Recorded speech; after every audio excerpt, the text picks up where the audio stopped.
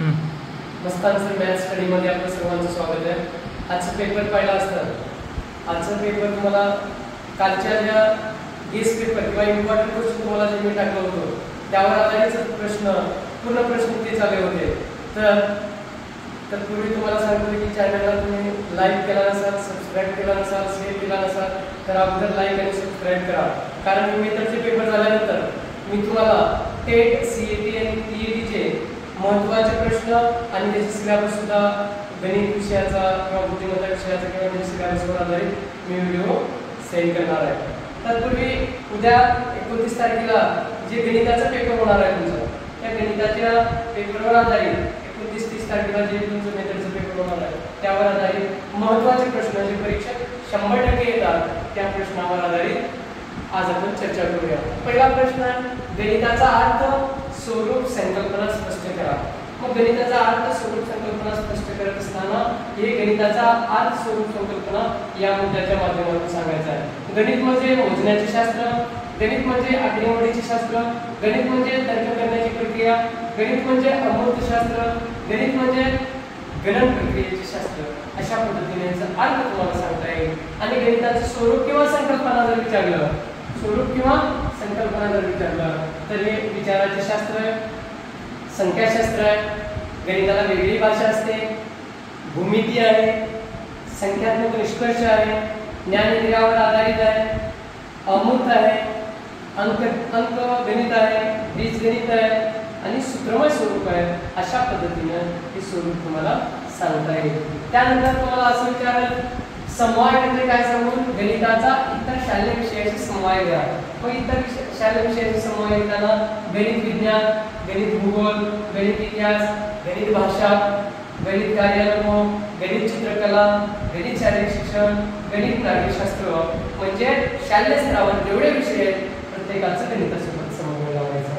या मुद्द्याच्या आधारे तुम्हाला समवाय घेता येईल। त्यानंतर विद्यार्थी मित्रांनो पुढचा प्रश्न असा आहे, गणितातील वेगवेगळे मूल्य स्पष्ट करा। मग गणिताच्या माध्यमातून कोणकोणते मूल्य रुजवले जातात? समानता आहे, नियमितपणा आहे, वक्तशीरपणा आहे, काटेकोरपणा आहे, अचूकता आहे, आत्मविश्वास आहे, निरीक्षण आहे, बंधुभाव आहे, एकात्मता आहे इत्यादी सर्व मूल्याच्या आधारे आपल्याला गणितातील मूल्य स्पष्ट करता येतात। यानंतरचा प्रश्न आहे, 10 लाभाभूत घटक स्पष्ट करा। त्याच्यामध्ये भारतीय स्वतंत्र चळवळीचा इतिहास आहे, भारतीय संविधानात्मक जबाबदाऱ्या आहे, राष्ट्रीय अस्मिता जोपासण्यासाठी आशय आहे, इथं आशय लिहा। त्याच्यानंतर आपल्याला असं सांगता येईल भारताचा सामायिक सांस्कृतिक वारसा, समानता, धर्मनिरपेक्ष व लोकशाही, स्त्री पुरुष समानता, पर्यावरण संरक्षण, सामाजिक अडसराचे निर्मूलन, छोट्या कुटुंबाचे पालन, वैज्ञानिक दृष्टिकोन आणि त्यानंतर वर्ग अध्यापनाची उद्दिष्टे स्पष्ट करा। असा प्रश्न तुम्हाला ज्यावेळेस विचारेल गणित वर्ग अध्यापनाची उद्दिष्टे करा, व्यवहारात उपयोग करता येणे, गणिताबद्दल अभिरुची निर्माण होणे, कष्ट करण्याची सवय लावणे, बौद्धिक विकास होणे, व्यक्तिमत्वाचा विकास होणे, अचूक हिशोब करता येणे, अचूक निष्कर्ष काढता येणे, अचूक व्यवहार करता येणे, अशा पद्धतीचे पॉइंट तुम्हाला गणित वर्ग अध्यापनाच्या उद्दिष्टामध्ये सांगता येईल।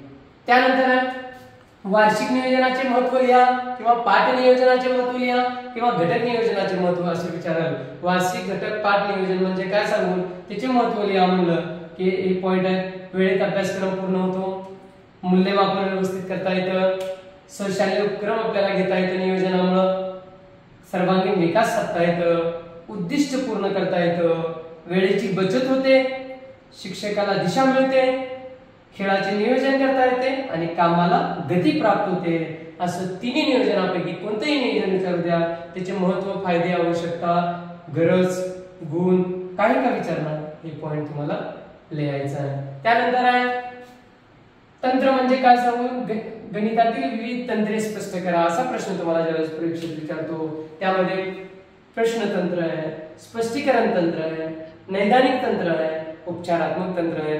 हे तंत्राची माहिती तुम्हाला व्यवस्थित पद्धतीने सांगता आली पाहिजे। नंतरचा प्रश्न असा आहे की शिक्षक संघटना म्हणजे काय सांगून शिक्षकाचा विकास होण्यासाठी, व्यावसायिक विकास होण्यासाठी संघटनेची कामे काय आहेत किंवा त्याचे उद्दिष्ट काय आहेत, कामे किंवा उद्दिष्ट, त्याची आवश्यकता काय आहे संघटनेची, असा जर प्रश्न विचारलं तर हे आहे शिक्षकाला मार्गदर्शन करण्यासाठी. तज्ञाची व्याख्याने, आपल्याला इथं काय सांगता येईल, तज्ञाची व्याख्याने, त्याच्यानंतर चर्चासत्रे, कृतीसत्रे, सेवांतर्गत प्रशिक्षण आहे, सेवापूर्व प्रशिक्षण आहे, त्याच्यानंतर विषय साहित्य आहे, मूल्यमापना संदर्भात मार्गदर्शन आहे, अभ्यासक्रमाबद्दल मार्गदर्शन आहे आणि शिक्षकाला हस्तपुस्तिका पुरवणे आहे इत्यादी शिक्षक संघटनेची कामे आपल्याला सांगता येईल. त्यानंतर आहे अध्यापन पद्धती म्हणजे काय सांगून गणितातील विविध अध्यापन पद्धती स्पष्ट करा. मग त्यामध्ये व्याख्यान पद्धत आहे, चर्चा पद्धत आहे, प्रकल्प पद्धत आहे, प्रायोगिक पद्धत आहे, दिग्दर्शन पद्धत आहे, अवगामी पद्धत आहे, उद्गामी पद्धत आहे, कथन पद्धत आहे, स्पष्टीकरण पद्धत आहे. आणि एक लक्षात घ्या मित्रांनो, या पद्धतीपैकी कोणतीही एक पद्धत, प्रायोगिक पद्धत विचारेल किंवा दिग्दर्शन पद्धत विचारेल, या पद्धतीवर आधारित एक सेपरेट 15 मार्काचा सुद्धा प्रश्न पडू शकतो, त्याची सुद्धा तुम्हाला तयारी करावी लागते. अशा पद्धतीनं आपण गणित विषयाच्या पेपरची तयारीसाठी महत्त्वाचे प्रश्नावर चर्चा केली. तुम्ही चॅनलला सबस्क्राईब केलं नसेल तर सबस्क्राईब करा, जास्तीत जास्त शेअर करा आणि लाईक आणि कमेंट्स करून मला सहकार्य करा. आणि ज्या ज्या ठिकाणी तुम्हाला अडचण आहे, आजचा पेपर कसा गेला त्याबद्दल तुम्ही कमेंट्समध्ये मला नक्की कळवा. धन्यवाद.